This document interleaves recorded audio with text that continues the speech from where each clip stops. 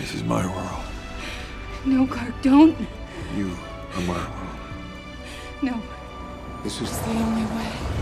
Wanda. It's time.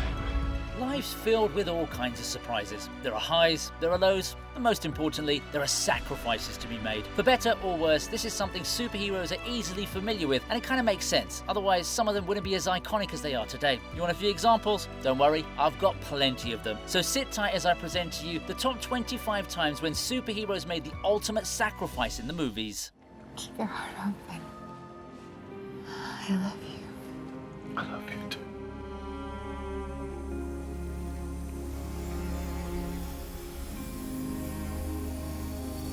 To me, this movie will always be the hilarious submission Disney sent to the Oscars because, come on, the delusion was strong with the executive who thought that was going to be a good idea. Say what you will about Natalie Portman's CGI muscles, it doesn't take away from the fact that Jane made a hefty sacrifice to save the world, and most importantly, her boyfriend, I mean her ex-boyfriend. Actually, I guess it's kind of complicated, so let's just leave it at that. Judging from the expression on Thor's face, it did look like he needed some help against Gore, and he got it via his former lover, Mjolnir. On a serious note though, when the stakes are as high as they were in the final battle, it takes a special kind of hero to do what Jane did, and she'll forever have my respect for that. It's probably the most intense scene in the whole movie with the pacing and tense build-up, which is why I decided to include it on this list. Heimdall? I see you're dead now. Yeah. Welcome to Valhalla.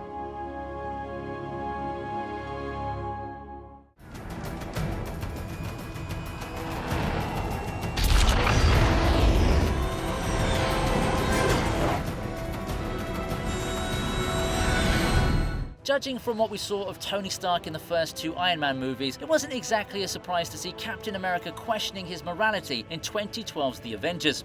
You're not the guy to make the sacrifice play, to lay down on a wire and let the other guy crawl over you. I think I would just cut the wire. However, the genius, billionaire, playboy philanthropist wasn't just going to let Cap have his holier-than-thou moment, so we decided to add sacrificial lamb to his roster of titles. Iron Man's a cool character known for his flamboyance and outright arrogance, so if you see him willing to put down his life for the greater good, it's always going to have a special impact. The fact that his sacrifice during the Battle of New York was an impromptu decision added so much more to his character, and it made us all fall in love with him, not just as a brash Elon Musk counterpart, but also as a true hero in every sense of the term. This was, of course, just a little teaser of things to come later on in the franchise, wasn't it? What the hell? What just happened? Please tell me nobody kissed me.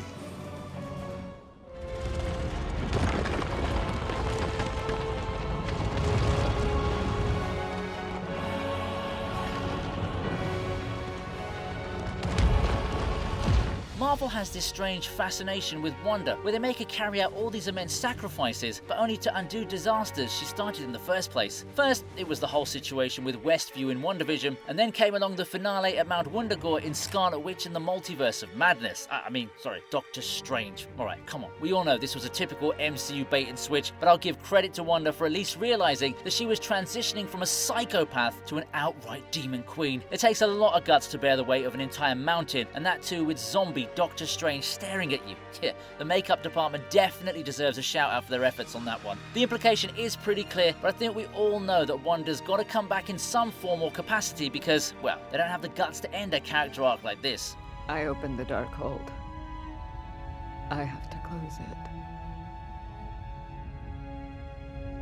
No one will ever be tempted by the Darkhold again. Adam and Sabak.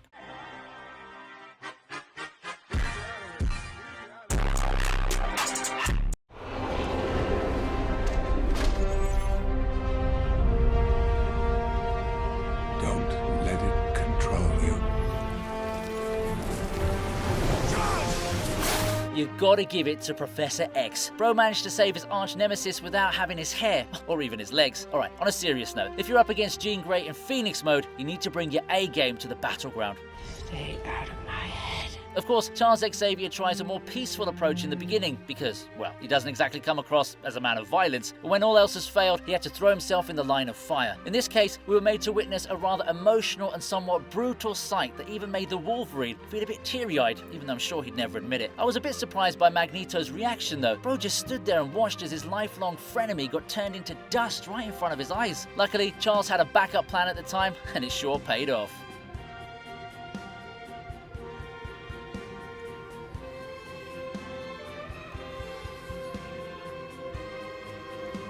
How is this possible?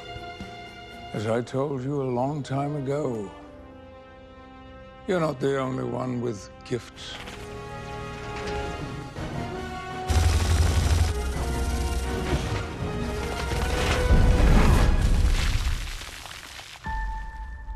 You didn't see that coming. Yeah, I know the X-Men Quicksilver doesn't have any sacrificial acts to boast of, but his Sokovian brother Pietro does, so here he is. You know, for a guy who loves to taunt others for being unable to see it coming, You didn't see that coming? his exit from the MCU was pretty much of an anticlimax. I still believe he was done dirty by the studio here, because the man was literally in the middle of a nicely drawn out character arc. Pietro manages to get his trademark line in before bidding us farewell, but it made me feel a bit incomplete after the movie was over. I mean, yeah, he does what he does to save Hawkeye and the civilian kid, but shouldn't a man that fast be able to save himself as well? Alright, I might be getting a little bit too critical, but that's just because I'm still in my Cannes hangover. I mean, it's not like I went there or anything like that, but I've always found film festivals fascinating.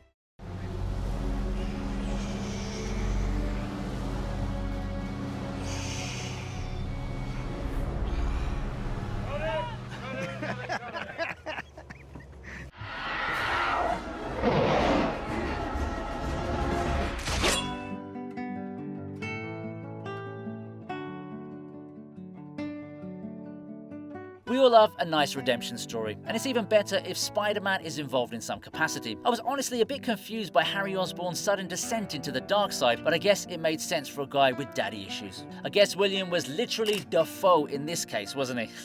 Come on, it's been a while since I cracked a dad joke, isn't it? Get it? No? Alright, forget it, okay? The point I'm trying to make here is that even despite the tension between Peter Parker and Green Goblin Jr., the childhood besties managed to put their differences aside in order to save MJ. It just goes on to show that the power of friendship transcends even the wrath of Bully Maguire. Unfortunately for Harry, he had to give up his life, and that too, to a skinny Venom. Bro didn't need to be humiliated like that, but I guess they had to make their villain look a little menacing. I should never have hurt you. Said those things. None of that matters, Peter. You're my friend. Best friend.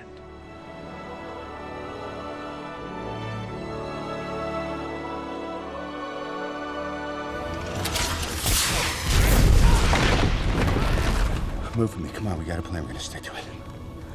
This was always the plan, Doc. It's okay. I want this. I want this.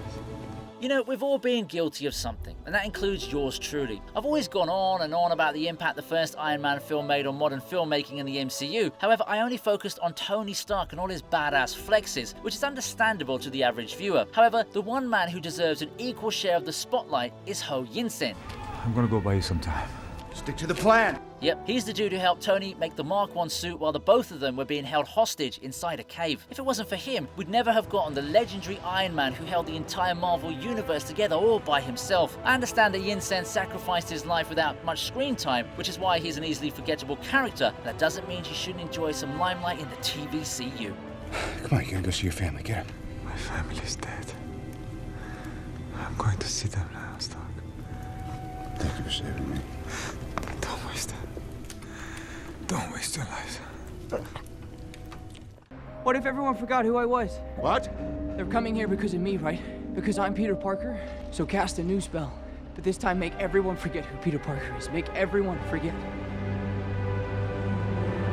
Sacrifices aren't just about giving away your life for the sake of the world. Sometimes it's about embracing the maturity growing within you to make difficult decisions that will change your life forever. Just ask Tom Holland's Spider-Man from No Way Home. This is a movie that will mostly be remembered for uniting the MCU Spidey with Tobey Maguire and Andrew Garfield, but we should really spare a thought for the cost Peter Parker had to bear at the end of the film. Bro instantly said goodbye to his friends, mentors, and MJ, all because he had to maintain the sanctity of the multiverse. I mean, that kind of seems redundant now with the whole Loki saga, but hey, at least Tom's got Zendaya in real life, right? That's a W in any universe. Is there anything else? No. I'll see you around.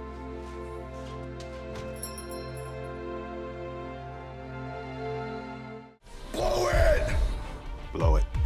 Everybody down! Get the chingaste away. Alright, look, El Diablo might be a criminal in 2016's Suicide Squad, but he's more of an anti-hero, so I guess he qualifies for my list. If you have any arguments to make, just remember the time he takes on Incubus using his true flame powers. Bro really gave it his all just to make sure he held the enemy in the right spot to allow his team to get the job done. Of course, it was never going to be good enough for him to survive the ordeal, but I suppose he already resigned himself to a tragic ending. I'll include the actual battle as well, because at the end of the day, it's part of El Diablo's sacrifice. Honestly speaking, his flame form was pretty terrifying to watch, and I'd totally watch a spin-off series covering his life before he got arrested. DC, I know you're going through a complex overhaul, so I hope James Gunn is listening. I'm a man, okay? I ain't no weapon. I'ma die in peace before I raise my fist again. Cause enough harm.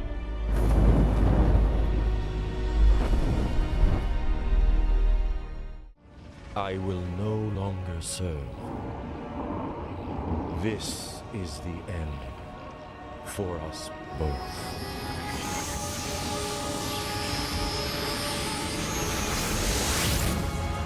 You don't see a lot of Fantastic Four stuff here, do you? Well, that changes today with this entry from 2007's Silver Surfer sequel. If you've read the comics or watched the cartoons, you should be aware of how overpowered he really is. Luckily, the studio managed to give him some kind of accuracy in the Foxverse, which is why people ended up liking the Silver Surfer, even if they weren't fans of the movie itself. Of course, his final hurrah was what made him stand out, although I still would have preferred a more threatening Galacticus. Come on, did you really think a cloud was going to do the trick? Anyway, it was a pretty neat ending to all the drama, and the final pose he struck was pretty grandiose if you ask me.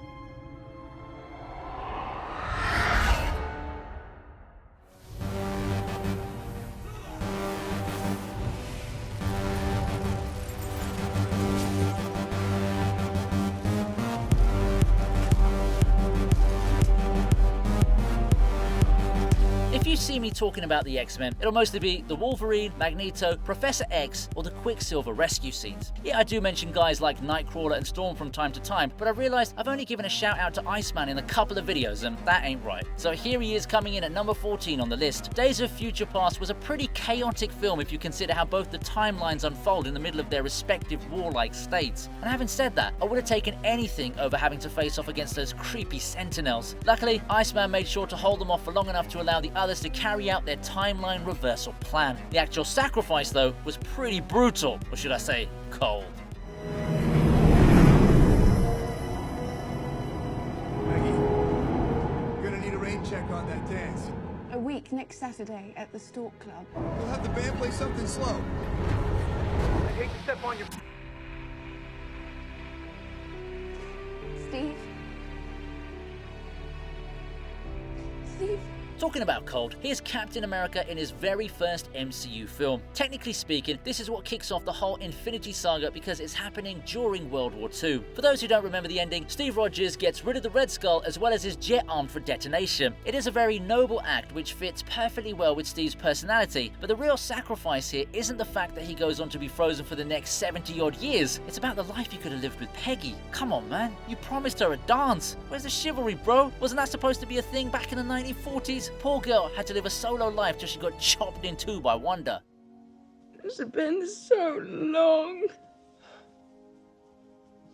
So long. Well, I couldn't leave my best girl. Not when she owes me a dance. You either die a hero, or you live long enough to see yourself become the villain. Because I'm not a hero. Not like that. I killed those people. That's what I can be. Remember when I told you about sacrifices not always being about giving away your physical body and soul? Well, here's another prime example acted out by the Dark Knight himself. When everything is said and done at the end of Christopher Nolan's legendary flick, Batman actually tells Commissioner Gordon to let Harvey Dent take the credit for all his hard work. No, you can't. You're not. I'm whatever Gotham needs me to be. Call it in. It's the most wholesome perspective we've ever seen from Bruce Wayne, because he knows very well how the citizens of Gotham would panic if they knew their supposed hero was actually a two-faced villain. I'm nailing it with the puns today, aren't I? Anyway, this scene actually shows us that Batman isn't just skilled as a fighter or a businessman, bro also knows his politics. He's a silent guardian, a watchful protector, a dark knight.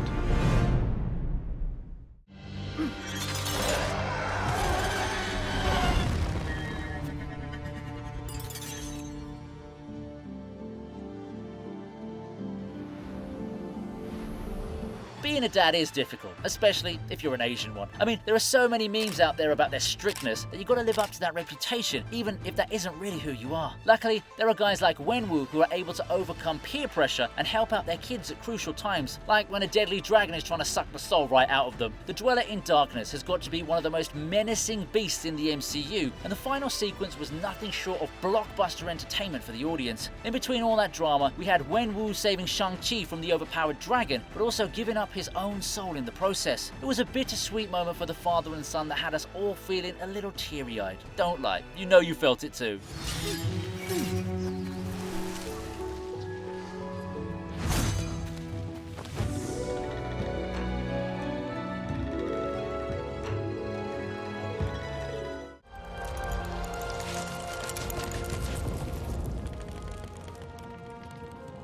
Why are you doing this? Why?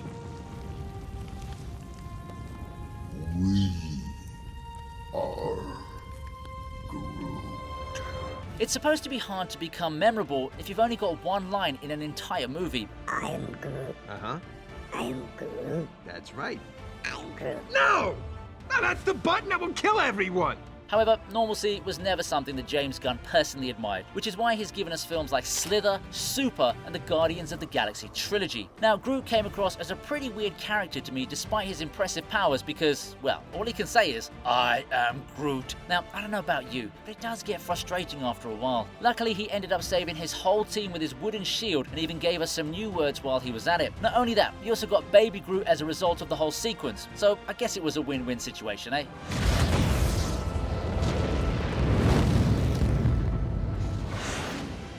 I'm sorry I didn't do none of it right. I'm damn lucky you're my boy. How about that? I'm following up the OG film with its sequel. Has it ever happened before on this channel?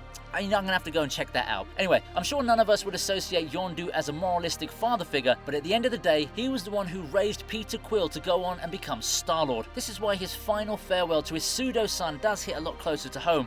Even after considering all his shady tactics from the past, Yondu still managed to come out as the good guy by shielding Peter from an icy end. What's with all the freezing entries on this list? Is there some kind of correlation I'm not getting here? I had a pretty cool dad. What I'm trying to say here is sometimes that thing you're searching for your whole life, it's right there by your side all along. You don't even know it.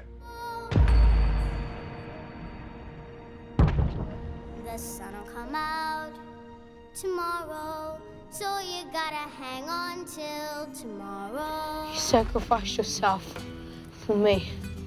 Yeah, but it was the best thing I ever did. A sacrifice is a sacrifice, even if you happen to have regenerative abilities. Normally, I'd have a Deadpool entry in a Flexes video, but the Red Latex Ninja actually ended up surpassing everyone's expectations in his sequel film. It doesn't seem like much in hindsight, but you gotta appreciate the man for letting go of his hilarious persona to save Russell from Cable's bullet. Also, he did have the mutant collar on, so Wade Wilson didn't have his healing powers to help him out here. Look, family is not an F word, all right? There's one out there for you. Just keep looking, okay? That makes the whole thing much grander as a gesture, and the look on Russell's face says it all. Although I'm sure Cable must have been hoping for Deadpool to jump into the firing line, poor guy got roasted way too many times for a man who just wanted his family back. Ooh, too late. Sorry?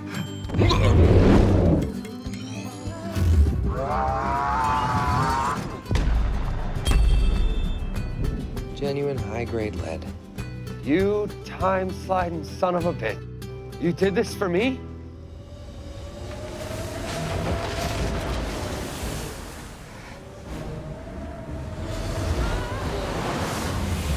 I know what I'm doing.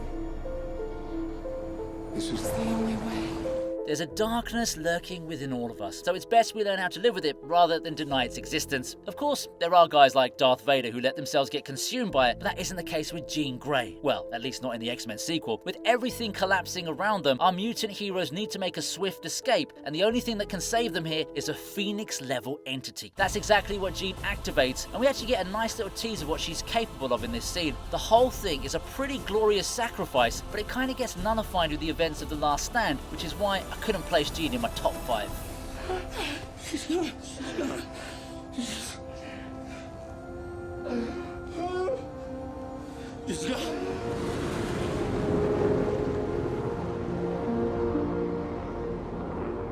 Wanda, it's time. No.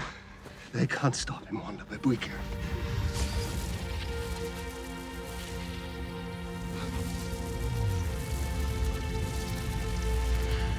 Artificial intelligence is pretty impressive nowadays, eh? I mean, even Elon Musk is getting into robot wives, which, frankly speaking, is a bit concerning, even if the facts aren't exactly accurate. Anyway, what I'm trying to say here is that AI is a pretty neat tool and an even better mate if you know how to use it properly. Just look at Wanda and Vision. They make for the perfect couple, even if their age gap might be a cause for concern. Ethics aside, I was really rooting for the robo-lovers until Thanos showed up and ruined everything. No, seriously, Vision's sacrifice was such a beautiful gesture and brutal sight, but the Mad Titan casually used the Time Stone and made the whole thing redundant.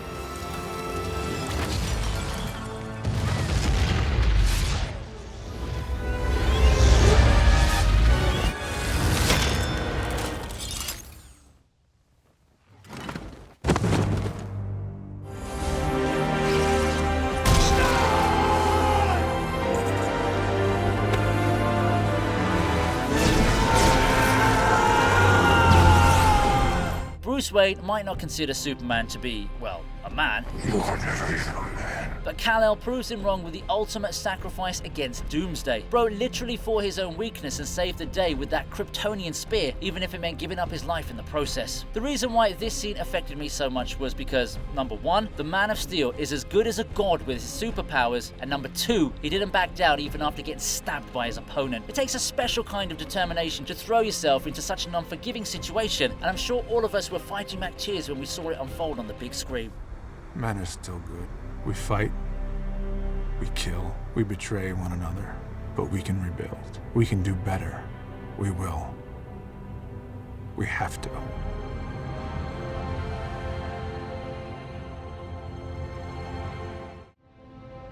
It's okay. Please.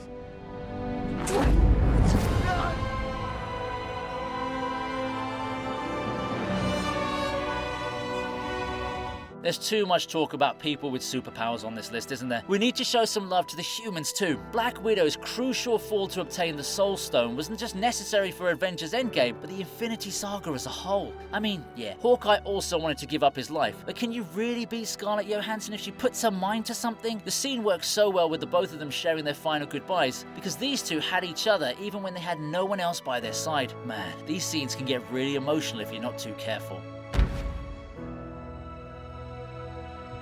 Clint, where's Ned?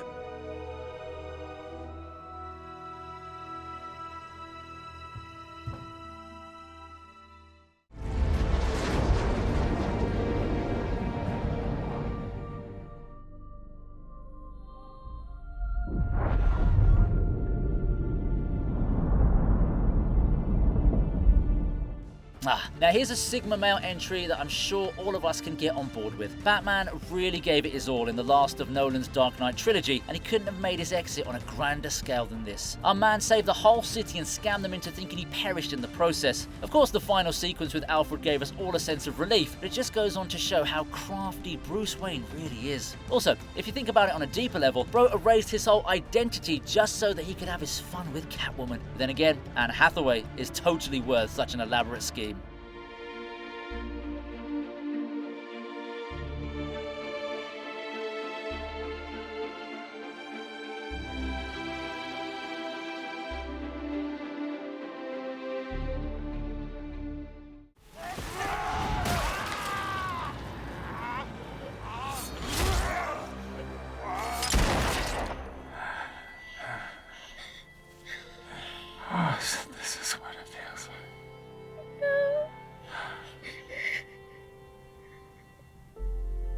Sometimes you need to protect the people you love from the most dangerous threat of all, yourself. That's essentially the whole point of having Wolverine's clone in Logan, and the final battle perfectly encapsulate how his past has always tormented him, even during his final days. Wolverine was clearly no match for a younger version of himself, but he still put in the effort because he wanted to risk it all for his daughter. Honestly speaking, I think his weakened state actually helps add more weight to this scene, you know. We all know how emotional his farewell was, so I don't want to get into the details about that, but I still want to point out the poetic effects in having Logan meet his end through his own self. It's pretty deep stuff if you ask me.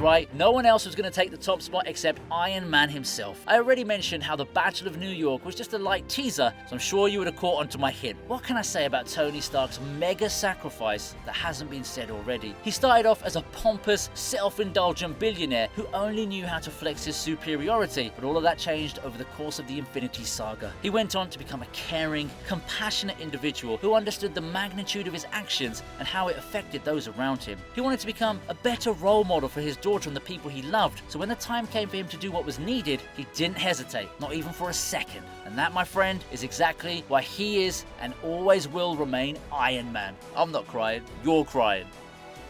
I love you 3,000.